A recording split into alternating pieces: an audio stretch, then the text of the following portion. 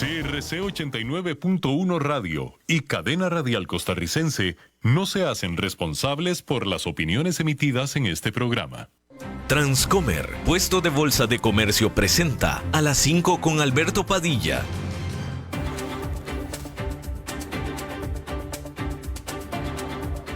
Inicia A las 5 con Alberto Padilla. Un programa diseñado con el objetivo de llevarte diariamente un tema de actualidad, acompañado siempre de reconocidos editorialistas. De lunes a viernes a las 5 de la tarde por CRC 89.1 Radio. A las 5 con Alberto Padilla.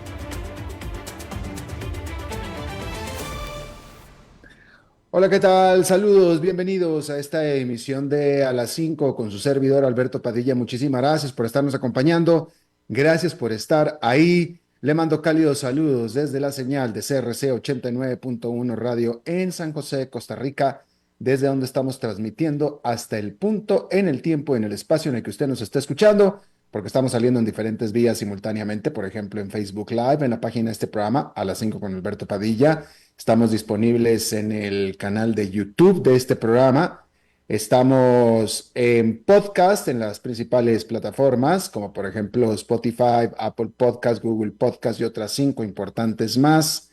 Estamos disponibles también en TikTok, aquí en Costa Rica. Este programa que sale en vivo en este momento a las 5 de la tarde, se repite todos los días a las 10 de la noche aquí en CRC 89.1 Radio. En esta ocasión me acompaña, tratando de controlar los incontrolables, el señor Eduardo Chavarría y la producción general de este programa, siempre poderosa desde Colombia, a cargo del señor Mauricio Sandoval. Hay que comenzar informándole que, de acuerdo a lo esperado, el presidente de Estados Unidos, Donald Trump, postergó la implementación de aranceles a algunas de las importaciones de Canadá y de México. Esta postergación es hasta el 2 de abril y aplica sobre bienes que caen dentro del acuerdo comercial que tienen ya de por sí Estados Unidos, Canadá y México. El presidente aclaró que los aranceles sobre aluminio y sobre acero continuarán como planeado a partir de la próxima semana y que no exentará a las automotrices después de la postergación del 2 de abril que les dio apenas esta misma semana. Eso es lo que aseguró el presidente de Estados Unidos. A todo esto hay que decir que allá en Nueva York hubo un remate accionario durante este jueves, con todo y la postergación arancelaria del presidente. El Standard & Poor's 500 cayó casi 2 puntos porcentuales. El Nasdaq Composite, muy cargada de acciones tecnológicas, se tropezó por 2,6%. Hay que decir que más temprano, en un evento en Nueva York, el secretario del Tesoro de Estados Unidos, Scott Bessent, defendió el uso de aranceles de su jefe Donald Trump, llamándola la política comercial de Estados Unidos primero.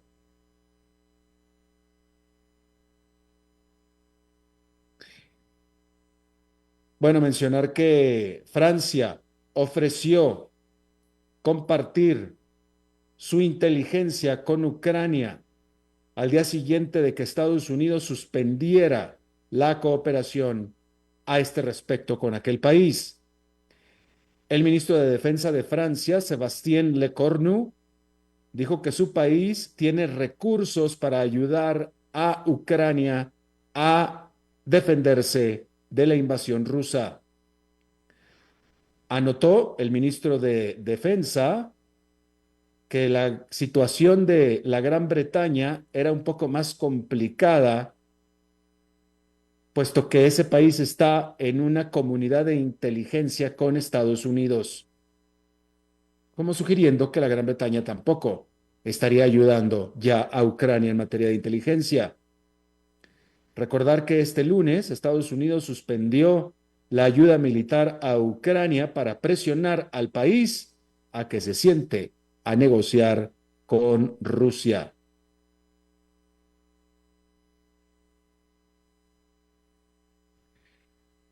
En Corea del Sur, varias casas y una iglesia fueron bombardeadas militarmente por equivocación por las Fuerzas Armadas del propio Corea del Sur, específicamente por la Fuerza Aérea. Se reportan 15 heridos. Este accidente se dio durante un ejercicio militar con Estados Unidos, cuando dos aviones caza de Corea del Sur, cada uno, lanzaron bombas sobre el pequeño poblado de Pochón, cerca de la frontera con Corea del Norte. A partir de esto, los ensayos militares con munición de verdad han sido temporalmente suspendidas. Lituania se convirtió en el primer país en salir de una convención internacional que prohíbe las municiones de racimo. Estas muy controvertidas armas diseminan cientos de pequeñas bombas sobre una gran área. Este país báltico de Lituania, ahí el Parlamento aprobó la decisión en julio pasado, citando temores sobre su vecino Rusia, la cual el país no es signatario de esta convención y ha usado estos armamentos en Ucrania. El ministro de Defensa de Lituania dijo que esta decisión tenía la intención de ser un mensaje estratégico.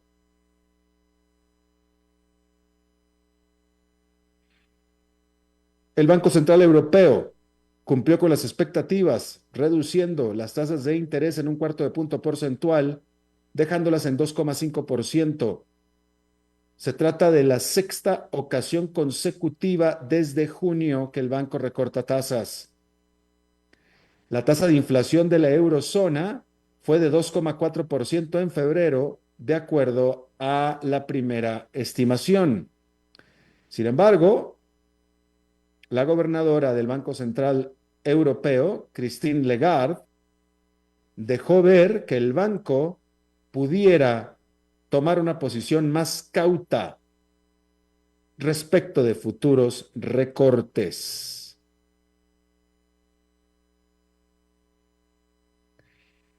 Y bueno, hay que decir que los líderes de los 27 Estados miembros de la Unión Europea se encuentran reunidos en Bruselas este jueves para encontrar maneras de ayudar a Ucrania y repensar su propia seguridad y el arreglo sobre la propia seguridad. Hay que decir que Europa está a la fuerza tratando de ajustar su estrategia de defensa luego de que la política estadounidense bajo el presidente Donald Trump se ha vuelto simplemente ya impredecible y en la práctica no se puede contar con ella. Se espera que se presente un plan para ayudar a los miembros de la Unión Europea a acceder a créditos de un fondo por 161 mil millones de dólares para gastar en defensa. Y por supuesto que algo de estos fondos será para ayudar a Ucrania a defenderse de Rusia. Mientras tanto, las reglas fiscales de la Unión Europea que contienen el gasto también se espera que vayan a tener que ser aflojadas, relajadas, para que los gobiernos nacionales puedan gastar el 1,5% de su Producto Nacional Bruto en defensa. O mejor dicho, un 1,5% más de su Producto Nacional Bruto en defensa. Hay que decir que la atención de la reunión se la llevó el presunto futuro canciller de Alemania, Friedrich Merz, quien no estuvo presente en esta reunión, puesto que todavía no toma posesión como canciller de Alemania, puesto que todavía no forma una coalición y por tanto no puede todavía ser el canciller, pero es cuestión de que forme la coalición, suponiendo que la va a encontrar. Sin embargo, sí se reunirá con algunos de sus contrapartes en Bruselas antes de la principal reunión cumbre. Es decir, está en Bruselas o va a ir a Bruselas, pero no a las reuniones cumbre.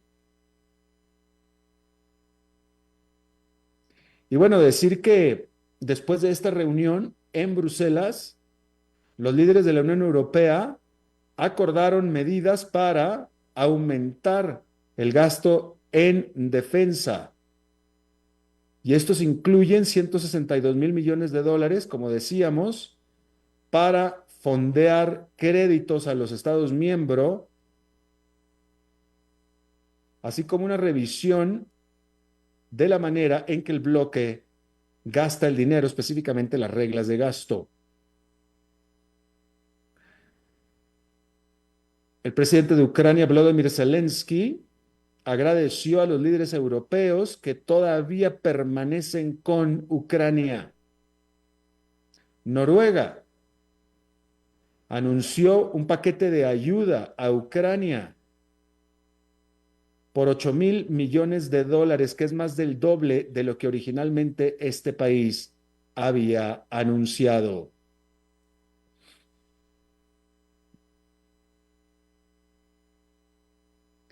Y bueno, justamente hablando de esto, este martes, el presunto próximo canciller de Alemania, Friedrich Merz,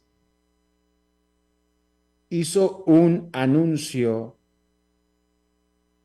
por demás muy sorpresivo y que cayó como bomba, porque aún no forma todavía una coalición gubernamental y sin embargo, los miembros que eventualmente formarían esta coalición, todos acordaron el sobrepasar o pasar de largo las reglas de endeudamiento tan estrictas que tiene el gobierno de Alemania.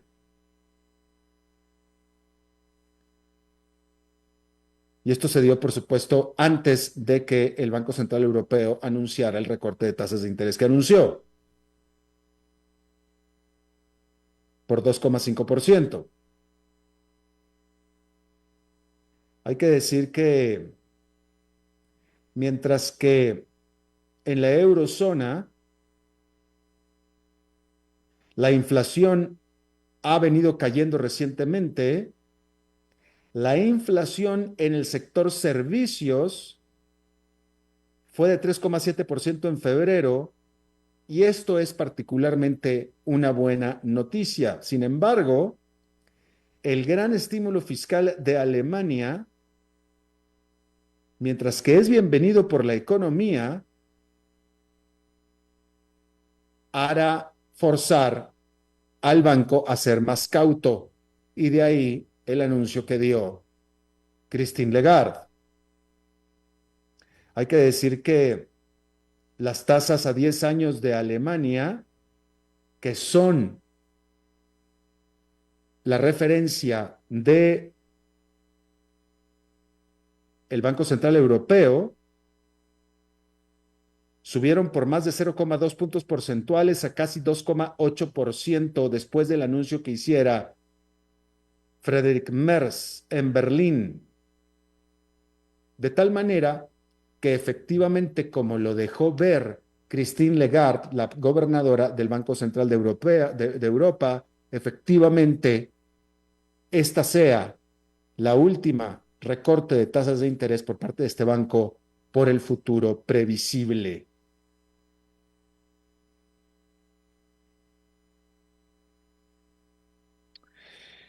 Bien, en otro frente de batalla muy importante, hay que decir que en África el gobierno de la República Democrática del Congo se rehúsa a entablar negociaciones con los rebeldes M23 respaldados por Ruanda, aunque y con todo que estos rebeldes han tomado el control de las dos ciudades más grandes del este del Congo, que son Goma y Bukavu.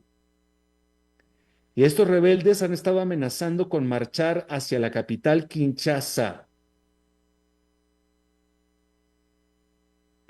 El ejército del Congo en el este del país está básicamente destrozado después de haber perdido control de dos aeropuertos estratégicos y actualmente se encuentra incapacitado de hacerse de provisiones.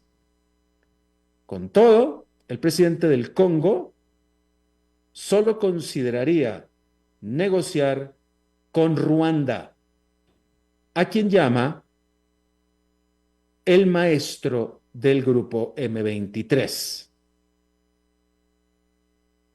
Hablaría con Ruanda, no con el M23.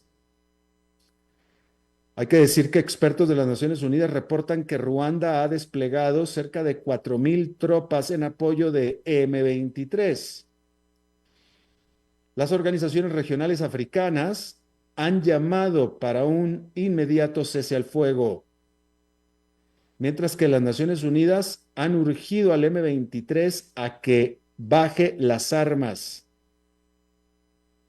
Estados Unidos ha impuesto sanciones a uno de los principales oficiales del gobierno de Ruanda, y la Gran Bretaña y Alemania han suspendido algo de la ayuda que envían. Sin embargo, todo parece indicar que esta presión diplomática sobre Ruanda pudo haber llegado un poquito demasiado tarde, porque su gobierno, que no admite involucramiento, es decir, que se está involucrando, no muestra tampoco ninguna señal de que esté llamando a controlar a sus tropas. Así es que ahí tiene usted eso. Vamos a ver. eh,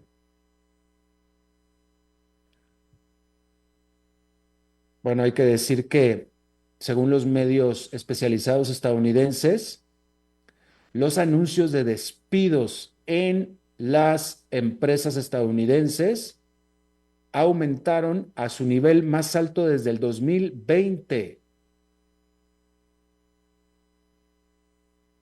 que se junta esto con los despidos masivos que se están dando en el gobierno federal por parte de la Oficina de Eficiencia Gubernamental que dirige Elon Musk.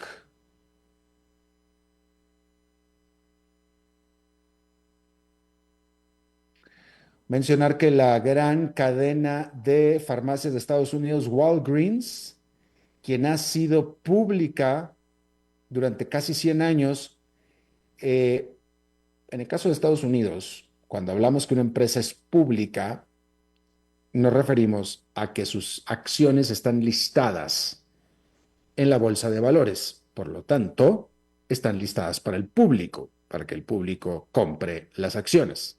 Por eso es una empresa pública.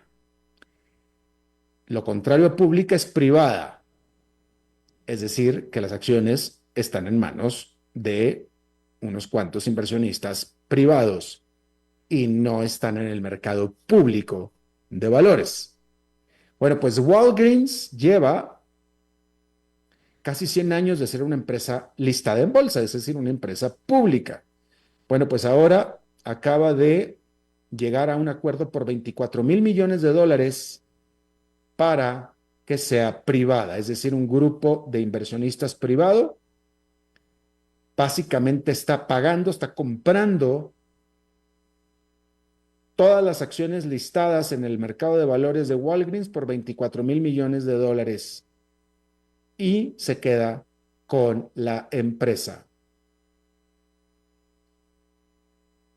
Así es que ahora Walgreens se convierte en una empresa privada.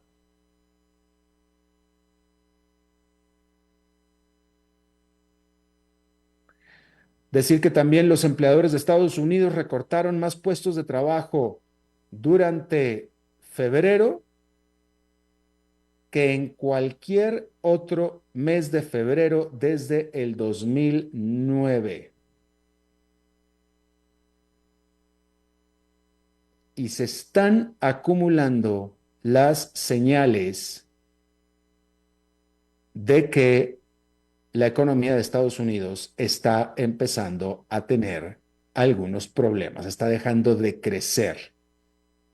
Y sobre todo en la forma de aumento de desempleo.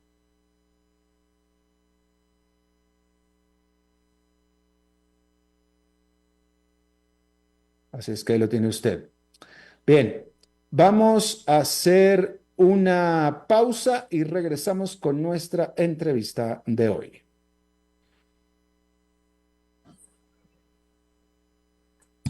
A las 5 con Alberto Padilla, por CRC 89.1 Radio. Transcomer, puesto de bolsa de comercio. 22 años cumpliendo al 100% con cada uno de nuestros inversionistas. El 96% de ellos volverían a invertir con nosotros y el 97% nos recomiendan. Números que hablan. Visítanos ya en www.transcomer.com. Inversiones inmobiliarias reales.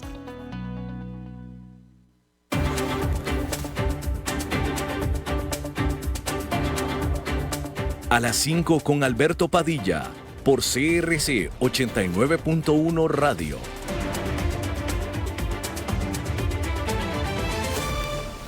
Muchísimas gracias por continuar con nosotros. La semana pasada, estuve aquí hablando con usted acerca de esta encuesta que hizo a finales del año pasado el Centro de Estudios Pew, PEW, basado en Washington, sobre el periodismo y la manera de consumir periodismo, si es que todavía podemos hablar de periodismo, en los Estados Unidos. Y yo creo que lo que está sucediendo en Estados Unidos es un reflejo de lo que está sucediendo en América Latina también, o en el mundo de habla hispana, y eso es lo que vamos a hablar enseguida con nuestra invitada del día de hoy.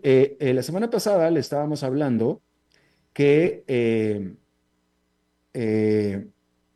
déjame le comento que Gallup había reportado, enseguida hablamos del estudio de Pew, pero por lo pronto Gallup reportó que los medios de noticias tradicionales, los periodistas tradicionales, gozan de la menor confianza. Está hablando en los medios masivos de noticias, que son los tradicionales, gozan de la menor confianza del público desde el 2016. Decir que más de la mitad de los colegas periodistas encuestados por el Instituto para el Estudio del Periodismo de Reuters planean aumentar su presencia en TikTok. ¿Por qué en TikTok? Bueno, porque el Pew, precisamente la encuesta del Pew, dice que 25% de los adultos, todos los adultos de Estados Unidos, el 25%, reporta recibir sus noticias por parte de influencers en línea. Es decir, en redes sociales, básicamente, 25%. 40% de los jóvenes de 18 a 29 hace lo mismo. Entonces, es 25% de todos los adultos. Si son los jóvenes, esta cifra sube al 40%. El 65% de todos los adultos afirman que los influencers en redes sociales les ayudan a entender los eventos noticiosos actuales. ¿Cuál es el problema con esto? El problema con esto es que, de acuerdo a Pew, 77% de los que se consideran influencers, por cierto, que este estudio de influencers de Pew analizó a 500 influencers con al menos 100,000 seguidores cada uno, o sea, con buenos números. Entrevistó a 500 influencers, el 77%, más de 3/4 de ellos, reportaron nunca haber trabajado o tenido afiliación alguna con alguna organización o medio de noticias. De hecho, ellos mismos no se consideran periodistas. Y aún así, 65% de todos los adultos afirman que los influencers les ayudan a entender los eventos noticiosos actuales. Está conmigo alguien que yo admiro mucho como colega periodista. Y es raro, yo creo que los colegas periodistas nos admiremos muchos uno al otro, pero yo a Yanancy la admiro muchísimo y la aprecio, tengo muchísimos años de conocerla. Yanancy Noguera, ella es presidenta del Colegio de Periodistas de Costa Rica, fue directora del diario La Nación de Costa Rica, fue también directora de El Financiero de Costa Rica, por supuesto que es académica y estudiosa de la materia. ¿Cómo estás, Yanancy? Me da mucho gusto saludarte. Hola Alberto, ¿qué tal? Un gusto. Pues Sí. encantada de hablar y conversar de estos temas. Gracias. ¿Cómo definirías, primero que nada, esto que acabo de leer del Pew, crees que son cifras que se repiten en América Latina? Porque las que leí son de Estados Unidos. Sí, bueno, en el caso de Costa Rica específicamente hay un estudio que realizó recientemente la Universidad de Costa Rica, dos órganos de investigación dentro de la Universidad de Costa Rica que hablan de la confianza de la ciudadanía en la prensa. El estudio menciona que casi un 70% de la ciudadanía confía en la labor de la prensa, pero al mismo tiempo consideran que es una labor que se encuentra en estado de fragilidad, que hay censura, que hay autocensura y que hay riesgos para la libertad de expresión. En el tema de influencers no hay una medición específica aún en Costa Rica, pero creo que así como lo menciona el estudio del Pew, cada vez es más la influencia de estas personas en la generación de contenido y de valoración de opinión de distintos grupos de audiencias, sobre todo audiencias más jóvenes. Y creo que vernos como enemigos, periodistas o influencers, es una mala acción. Creo que los periodistas tenemos que reconocer el rol que estas personas tienen, y al mismo tiempo estas personas, aunque no se quieran describir como periodistas, también pueden trabajar bajo muchos de los valores que hasta ahora han guiado al periodismo. Así que me parece que es un trabajo conjunto que se puede afinar y mejorar a futuro. Cuando yo leo que el 65% de los adultos dice que los influencers les ayudan a entender los eventos noticiosos actuales, mientras que el 77% de esos influencers dicen ellos mismos que no son periodistas y que nunca han trabajado en una organización periodística, yo me pregunto, ¿qué hicimos mal los periodistas? Porque, Yanancy, ser periodista, y sobre todo ser periodista de décadas, como somos tú y yo, es complicado, se batalla mucho, es mucho camino recorrido, no es gratis ni es fácil. Sí, yo creo que lo que pudimos haber fallado, perdón, estoy con un poquito de alergia, en lo que pudimos haber fallado, me parece, es en comprender la adaptación de los contenidos que veníamos produciendo en plataformas como la radio, televisión o prensa escrita al entorno digital. Y creo que ahí, pues precisamente la libertad que generó la tecnología para poder transmitir pensamiento y conocimiento hizo que algunas personas tuvieran la capacidad de mostrarse muy ágiles y muy dinámicos en los espacios digitales, y eso produjo ese alcance que muchas de esas personas tienen hoy. En efecto, creo que fue una debilidad de parte nuestra en lograr adaptarnos para que en esos espacios digitales nuestros contenidos también tuvieran alcance, cosa que se está haciendo ya hoy, ¿verdad? O sea, llegamos tarde, pero llegamos. y me parece que en algún momento podríamos ver un mayor peso de ese tipo de contenidos digitales que siguen los pasos de lo que los influencers hicieron, y que de alguna forma ese contenido adicionalmente permita que la ciudadanía tenga a su alcance formas de tomar posición sobre distintos temas.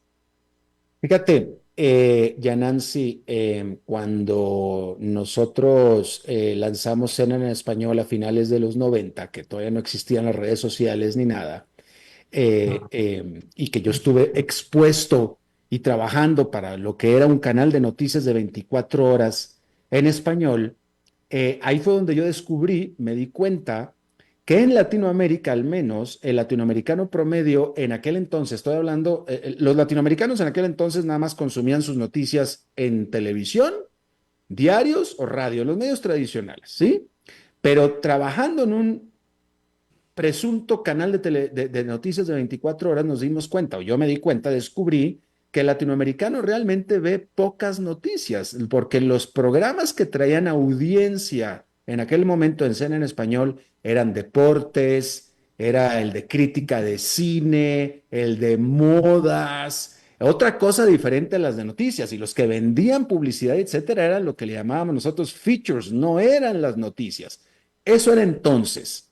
Ahora estamos hablando de estas cifras. Yo te pregunto, ¿hoy la gente consume más noticias que antes, al margen de con quién? Después hablamos de quién es quien se las da las noticias, pero ¿está más consciente el público hoy de las noticias que antes? Pienso que sí, lo cual no quiere decir que el consumo de esas noticias esté asociado a marcas específicas, ¿verdad? Me parece que hay una conciencia y un consumo mayor porque mi feed automáticamente me está llegando ese contenido, ¿verdad? Y pensemos en cada una de las plataformas de redes sociales. En América Latina, y eso sí es una particularidad que no tiene otra región, y eso lo ha medido el Instituto Reuters a través del estudio anual que hace en distintos países del mundo, en América Latina se consumen noticias desde las redes sociales. Es decir, nadie entra a el URL del medio de comunicación directamente en la plataforma digital, sino que está en su red social y algo le aparece ahí que le puede llamar la atención o no, ¿verdad? Entonces creo que sí hay más conciencia de que hay noticias. No necesariamente eso quiere decir que se consumen, pero sí hay una posibilidad mayor de que las personas toquen muchos tipos de contenido, donde compiten los medios de comunicación de marcas reconocidas, pero no necesariamente esa marca es la que atrae el contenido de una buena parte de esas audiencias. Y hay muchos otros contenidos que no necesariamente son periodísticos. Tú ves, a ver, el estudio de Pew también decía que gran parte de estos influencers son muchachos menores de 24 años de edad, y que muchos de ellos tienen más seguidores en TikTok que varias de las principales medios tradicionales juntos en TikTok, más que el Washington Post y el New York Times y etcétera, etcétera. Estos muchachos menores de 24 años que se dicen a sí mismos no periodistas. ¿Tú ves un problema en que la gente esté consumiendo sus noticias de gente que admite que no son periodistas y que no tienen experiencia en periodismo? No, a ver, yo defiendo el periodismo y defiendo a los periodistas. Y creo que somos educados, formados y hacemos un trabajo que garantiza mayor rigurosidad en el manejo de los contenidos. Pero eso no quiere decir que debamos pensar que somos los únicos que tenemos la capacidad de transmitir contenido de valor para las audiencias. Yo creo que se ha mostrado que hay algunos influencers en Costa Rica y en otros lugares que generan un contenido de mucho valor, de alto valor. Y tal vez esas personas no se identifican como periodistas, pero siguen los principios del periodismo y hacen la verificación y generan los formatos de manera similar. No los formatos, pero digamos, generan los procesos de manera similar a como lo generamos los periodistas. No todos los influencers hacen eso, ¿verdad? Entonces, creo que uno de los retos que tenemos es generar un acercamiento mutuo, donde cada uno siga en su terreno, donde las personas que hacen periodismo desde medios de comunicación entiendan que las plataformas digitales tienen la facilidad de poner en contacto a la noticia con las personas, como lo han hecho los influencers. Y los influencers comprenden que si quieren ser de alguna forma líderes de opinión, no digamos periodistas, pero quieren generar un liderazgo en ciertas audiencias y a partir de ahí y de eso hacer algún negocio, ¿verdad? De generación de patrocinios y demás, pues que lo hagan sabiendo que pueden seguir una serie de principios que vienen del periodismo. Entonces creo que lo que hay que tratar es de generar ese mayor acercamiento entre los dos grandes tipos, digamos, de promotores de contenido que hay hoy. Hablas tú de contenido de valor a ver, ponía yo el ejemplo la semana pasada cuando hablaba con la audiencia sobre la encuesta de Pew, hablaba yo de un ejemplo que yo descubrí de una influencer que se llama, este es un canal de YouTube que se llama The Mexican Family, o sea, ellos se llaman en inglés The Mexican Family, aparentemente son mexicanos radicados en Canadá, y ellos en YouTube tienen 2.300.000 seguidores, que le han puesto seguir 2.300.000, y ellos hablan de todos los temas, hablan de Donald Trump, ya hablan de la guerra de Rusia y de Ucrania, etcétera, pero en ninguna parte que yo pudiera ver, en ninguna parte visible, ellos hablan de cuál es su experiencia periodística, cómo saben lo que saben, cuál es su formación. Es más, no usan ni siquiera sus nombres de pila, no sabemos los nombres de los personajes que salen ahí hablando, simplemente son de Mexican Family, ¿no? Entonces, y sin embargo tienen 2.300.000 y lo descubrí porque dentro de un chat de gente profesional pusieron uno de los videos de estas gentes que estaban hablando sobre Ucrania y sobre Vladimir Putin, y etcétera, con toda autoridad, ¿no? Entonces la gente los consume.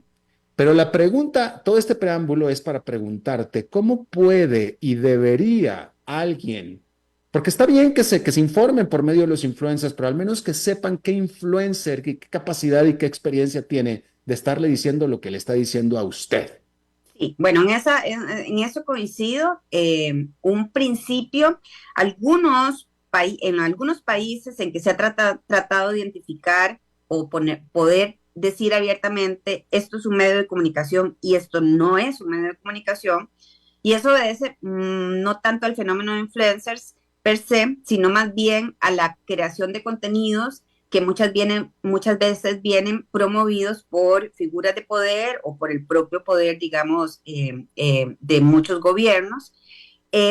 Una de las cosas que se señalan es la importancia que haya una digamos, fuente responsable, ¿verdad? O sea, una figura que diga, yo soy el responsable de hacer esto y yo soy fulano de tal, ¿verdad? Entonces, yo sí creo que definitivamente tiene que existir la posibilidad de que si yo consumo algo, sepa quién lo está produciendo, y que tenga los nombres. Ok, que firmen todo lo que producen, ojalá. ¿Es factible en todos los países? No, hay muchos países que hoy sus periodistas no ponen los nombres por temor a las represalias que se pueden tener, sobre todo de grupos organizados dentro del crimen, organizado en los países, ¿verdad?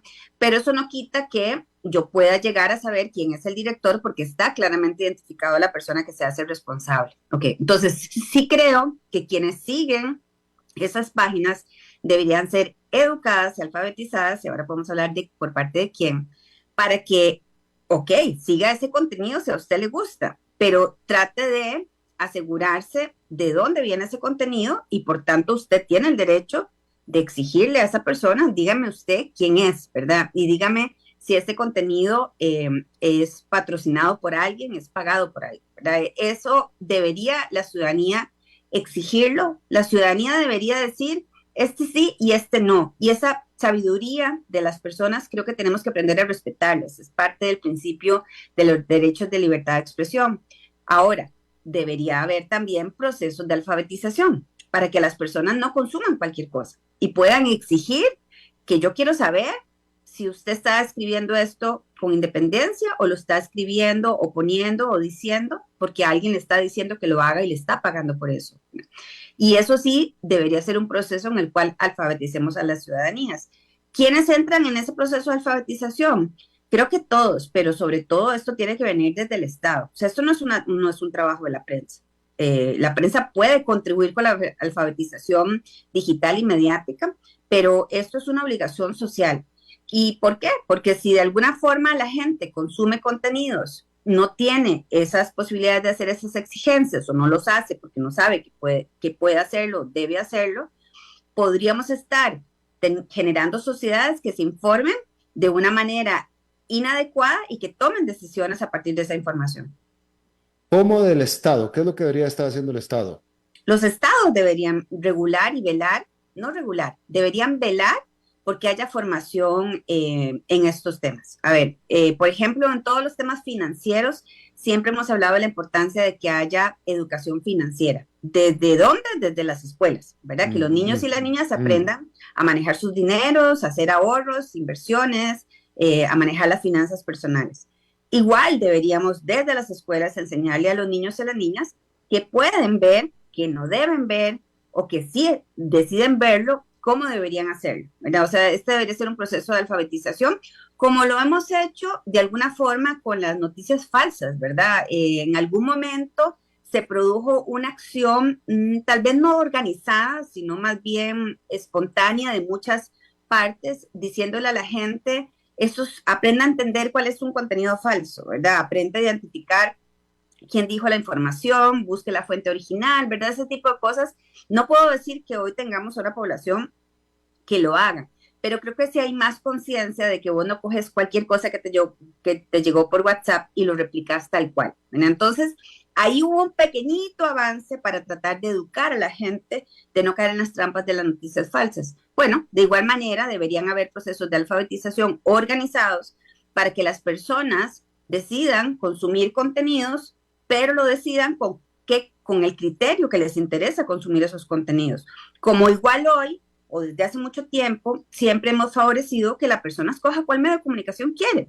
Si le gusta un medio que tiene una orientación determinada ideológica, si le gusta un medio que tiene una orientación temática determinada. Efectivamente, hemos visto en Estados Unidos, pero también en América Latina, que los grandes medios tradicionales, han sufrido de problemas de imagen, ¿no? CNN, Fox, mutuamente se señalan de mentirosos, pero en nuestra América Latina también. En nuestra América los periódicos tradicionales en muchos países están muy desprestigiados. Los grandes canales de televisión tradicionales también tienen mucho señalamiento de mala imagen periodística y etcétera. Y creo que eso explica el advenimiento de los influencers en línea, me parece a mí. Si tú estás de acuerdo con esto, si es que estuvieras tú de acuerdo con esto, ¿cuál sería el consejo de la presidenta del Colegio de Periodistas de Costa Rica a la audiencia que lo está viendo en este momento sobre cómo elegir a su influencer? Es decir, ya establecimos que está bien que siga un influencer, perfecto, pero al menos cómo podemos discriminar, cómo podemos saber este influencer es alguien que me está influenciando positivamente. Bueno, yo creo que lo primero es que tenemos que aprender a juzgar y juzgamos siguiendo. Nos llamó la atención una persona que está diciendo cosas, bueno, pues, y nos sigue saliendo en el feed porque ya nos quedamos un rato detenidos y entonces el sistema me lo sigue tirando, exactamente. Pues véalo, ¿verdad? Analice lo que dice. Usted puede interactuar con esa persona, si quiere incluso le puede preguntar. Usted tiene gente de confianza suya, de pronto conoce a un periodista por allá, un abogado por allá. Pregúnteles qué piensan de fulano de tal, ¿les parece que es una buena persona, sí o no? Y tratar de verificar que a quien se está siguiendo es una persona a la cual vale la pena escuchar. Yo creo que eso es lo primero. Nosotros no escuchamos a cualquiera porque nos sobra el tiempo, ¿verdad? O porque no tenemos nada que hacer. Realmente somos selectivos de a quién escuchamos en términos generales, en todo lo que hacemos. Entonces, la misma dinámica deberíamos seguirla cuando estamos viendo todo esto que nos aparece en las redes sociales. Es un principio básico de, ¿le dedico el tiempo a esto, sí o no? ¿Y por qué? ¿Verdad? ¿En qué me contribuye? ¿De qué manera me aporta? Y ahí es donde empieza entonces también uno a decir, bueno, ¿y será que esta persona me está diciendo esto porque alguien le paga? Ah, no veo transparencia que diga que esto es pagado o no es pagado. Ya no me está gustando tanto, ¿verdad? O sea, creo que es un espíritu sano que en la vida diaria y regular todos ejercemos para juzgar si alguien me cae bien, si a ese alguien que me cae bien puedo confiar en lo que dice y si ese alguien que me cae bien puedo salir con él todos los fines de semana.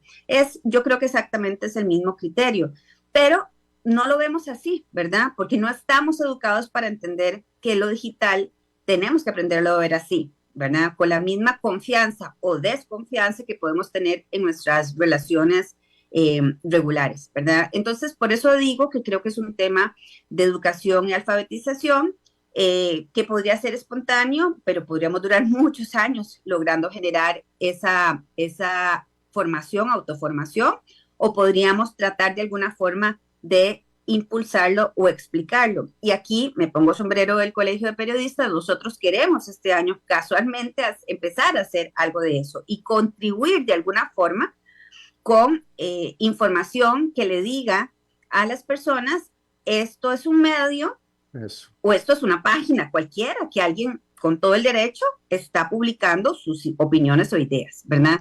Y que la gente entienda dónde están las diferencias. Entonces, creo que la alfabetización y esta cultura para entender y juzgar es importante que la desarrollemos desde distintas partes y yo por eso te digo, también creo que lo tiene que hacer el Estado, porque el Estado tiene que procurar que vivamos en un ambiente saludable, así como cuidan nuestra salud física, deberían también cuidar nuestra salud, digamos, integral, porque finalmente con esa información tomamos decisiones.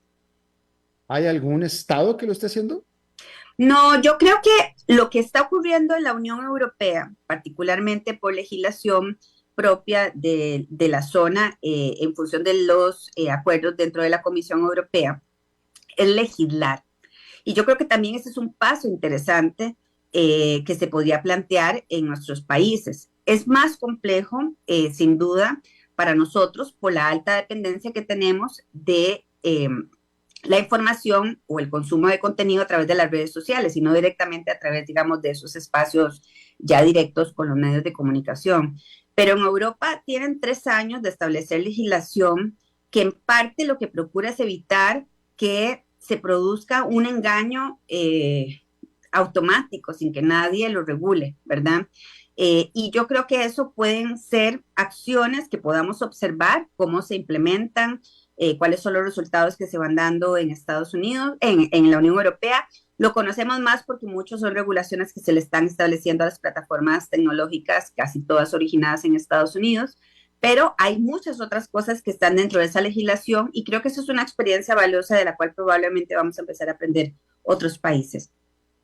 Bueno, pues Yanancy Noguera, presidenta del Colegio de Periodistas de Costa Rica. Yanancy, te agradezco muchísimo tu buena disposición a charlar con nosotros. Muy interesante. Muchísimas gracias, Alberto. En efecto, es un tema apasionante y poco a poco creo que vamos a seguir discutiendo más de estos temas. Definitivamente que sí. Gracias, Yanancy. Que estén bien. Igualmente. Y bueno, vamos a pasar a nuestro segmento de cierre de los jueves con el señor Dado, el señor enfadado que se conecta con nosotros desde Estados Unidos. ¿Cómo le va, señor Dado? Todo bien, Padilla, ¿cómo estás tú? Muy bien, aquí esta entrevista interesante con nuestra colega Yanancy Noguera. Sí, la estuve escuchando con atención. Yo voy a discrepar. Claro. Mis 2 centavos. Yo no creo que el ejemplo de la Unión Europea en materia de control de los medios de comunicación tradicionales y no tradicionales, como las redes sociales, sea un ejemplo positivo a seguir. Por el contrario, es condenable. No nos olvidemos que en Inglaterra, en Francia, y lo quieren intentar también en España, pero en Inglaterra concretamente hay gente que ha ido presa por difundir memes en las redes sociales o quejarse de los movimientos islámicos que están transformando el panorama social en Inglaterra concretamente. Entonces yo no creo que la intervención del Estado sea positiva. Los ejemplos sobran de casos negativos y de ataque flagrante a la libertad de expresión por parte de los gobiernos en la Unión Europea.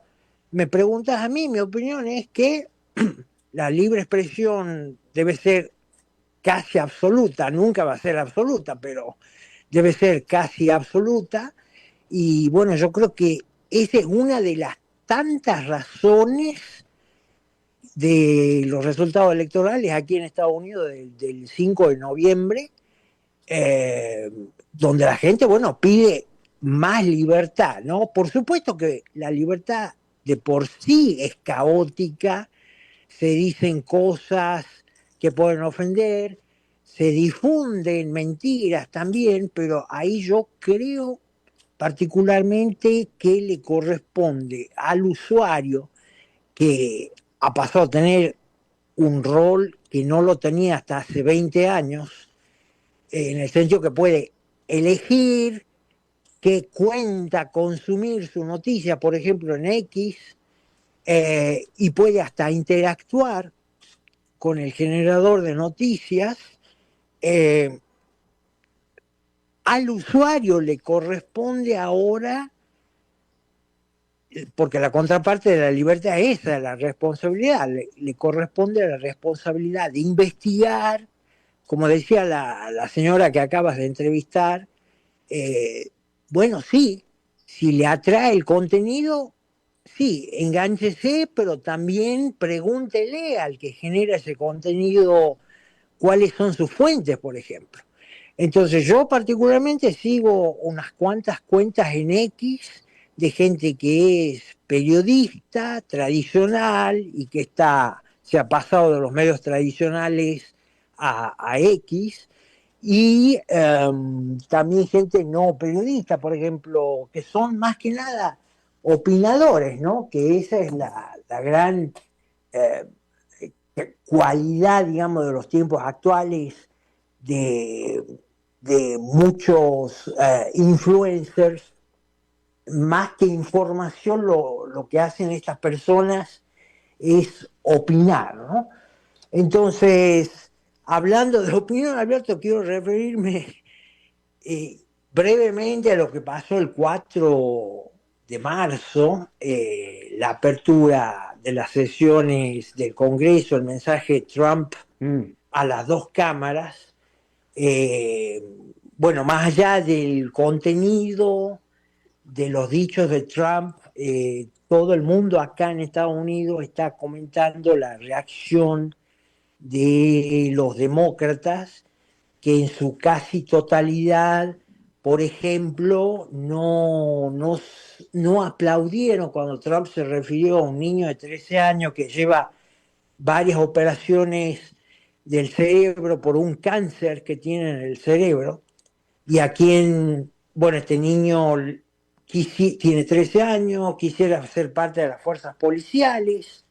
Trump lo distinguió con un título honorífico de agente del servicio secreto, pero bueno, la reacción de los demócratas, que fue, qué sé yo, hacer rodar los ojos, no levantarse, no aplaudir, no reconocer en definitiva a este niño, no reconocer a las familiares de estas niñas que fueron violadas y asesinadas por pandillas de inmigrantes ilegales. Entonces eso aquí como que ha provocado conmoción.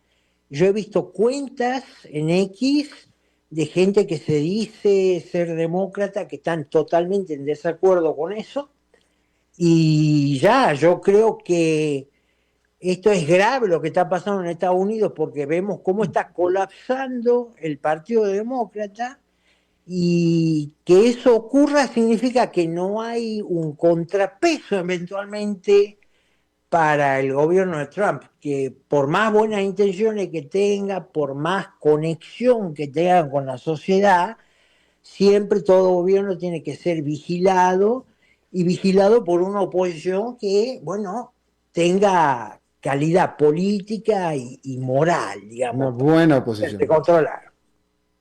Una buena oposición. Sí, señor. Señor Dado, muchísimas gracias, como siempre. A la orden, país, saludos. Próximo jueves, señor, aquí, al equipo, a la audiencia. Igualmente para usted, muchísimas gracias. Y bueno, eso es todo lo que tenemos por esta emisión de A las 5 con su servidor Alberto Padilla. Muchísimas gracias por habernos acompañado. Espero que termine su día en buena nota, en buen tono, y nosotros nos reencontramos en 23 horas. Que la pasen muy bien.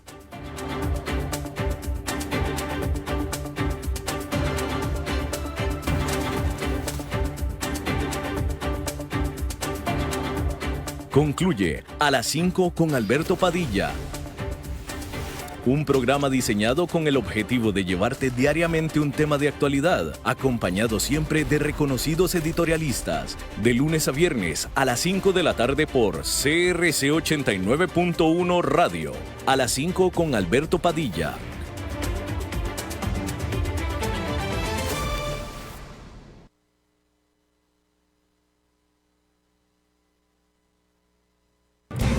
A las 5 con Alberto Padilla fue traído a ustedes por Transcomer, puesto de bolsa de comercio.